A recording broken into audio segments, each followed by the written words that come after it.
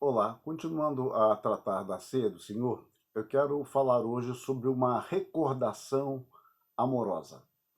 O sacrifício de Cristo, o Deus encarnado, em favor do seu povo, é um marco decisivo de nossa salvação. Considerando isso, a participação da ceia do Senhor exercita nossa memória amorosa, fazendo-nos lembrar com gratidão do sacrifício remidor de Cristo. Fazer isto em memória de mim. A ceia do Senhor traz à memória a nossa condição de pecadores totalmente impossibilitados de alcançar a salvação.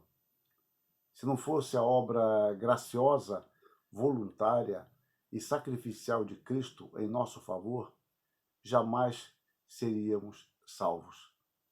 Ao mesmo tempo, a ceia traz à tona o novo pacto feito por Deus com o seu povo, que consiste na sua restauração. Na ceia, então, nós rememoramos alguns pontos que eu quero destacar. O primeiro deles, eu destaco o fato de que o contexto da instituição da ceia estava diretamente relacionado à Páscoa. Jesus Cristo, como um cordeiro sem defeito, por meio do seu sangue, marcou para sempre o seu povo, o reconciliando com Deus, o livrando da ira presente e futura. Um outro aspecto é que a aliança de Deus feita com Israel, registrada no capítulo 24 do livro de Êxodo, há uma relação com a ceia do Senhor. Então, em Êxodo 24:8, lemos: Então tomou Moisés aquele sangue e o aspergiu sobre o povo e disse: Eis aqui o sangue da aliança que o Senhor fez convosco a respeito de todas estas palavras. O terceiro aspecto é que na ceia nós estamos relacionando a profecia de Jeremias que apontava para o futuro não muito distante. Nós encontramos isso em Jeremias capítulo 31, versos 31 e 33. Eis aí vem dias, diz o Senhor, e firmarei nova aliança com a casa de Israel e com a casa de Judá, porque esta é a aliança que firmarei com a casa de Israel depois daqueles dias, diz o Senhor. Na mente lhes imprimirei as minhas leis, também no coração lhes inscreverei. Eu serei o seu Deus, e eles serão o meu povo. O outro aspecto, nós, quando participamos da ceia, nós cultivamos uma memória amorosa do fato que Deus firmou um novo pacto com a sua igreja e que este pacto envolve o derramamento de sangue, já que, como diz em Hebreus, sem derramamento de sangue não há remissão. Só que agora o sangue derramado não é de animais, mas o sangue precioso de Cristo, usando a expressão de Paulo aos Coríntios, o nosso Cordeiro Pascual, que se entregou em favor de muitos. Portanto, o novo concerto, o novo pacto, a nova aliança foi ratificado, foi confirmado pelo seu sangue, pelo sangue de Jesus Cristo. Jesus Cristo, conforme a narrativa de Mateus, diz: Isto é o meu sangue, o sangue da nova aliança derramado em favor de muitos para a remissão de pecados.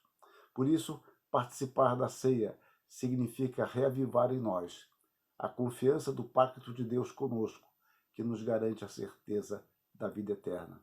E mais, o Senhor se despediu da sua igreja fisicamente, porque os pobres sempre os tendes convosco, mas a mim nem sempre me tendes. Jesus Cristo diz aos seus discípulos, já no caráter de despedida: na casa de meu pai há muitas moradas, se assim não fora, eu vou-lhe teria dito, pois vou preparar-vos lugar, e vós sabeis o caminho para onde eu vou. Então, a presença física de Cristo já não está mais conosco, e ele avisou isso em diversas passagens. Eu li agora, como eu disse, João 14, 2 e 4, temos também João 16, 7, João 16, 28, João 17, 24, Atos capítulo 1, de 9 a 11, Atos 7, 56, Efésios 4, 10, Colossenses 3, 1 Hebreus 7, 26. Todos esses textos apontam para este fato, indicam a separação física de Cristo em relação à sua igreja. De forma como ele esteve com os seus discípulos fisicamente, ele não está mais com a igreja nesta dispensação. Agora, fisicamente, com o seu corpo glorificado, ele permanece no céu, de onde o aguardamos. Em Atos 1:11 lemos, e lhes disseram: varões galileus, por que estáis olhando para as alturas? Esse Jesus que dentre vós foi assunto ao céu, virá do modo como vistes subir. Filipenses 3, 20 e 21, temos o registro, pois a nossa pátria está nos céus, de onde também aguardamos o Salvador, o Senhor Jesus Cristo, o qual transformará o nosso corpo de humilhação para ser igual ao corpo da sua glória, segundo a eficácia do poder que ele tem de subordinar a si todas as coisas. Encontramos essa mesma ideia de o Senhor no céu, de onde nós o aguardamos. 1 Tessalonicenses 1:10, 1 Tessalonicenses 4:16. O Senhor está no céu. Nós o aguardamos, de onde ele virá.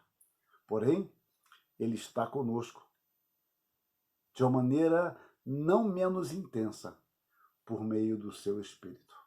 Paulo escreve aos Romanos 8:9. Vós, porém, não estáis na carne, mas no Espírito, se de fato o Espírito de Deus habita em vós. E se alguém não tem o Espírito de Cristo, esse tal não é dele.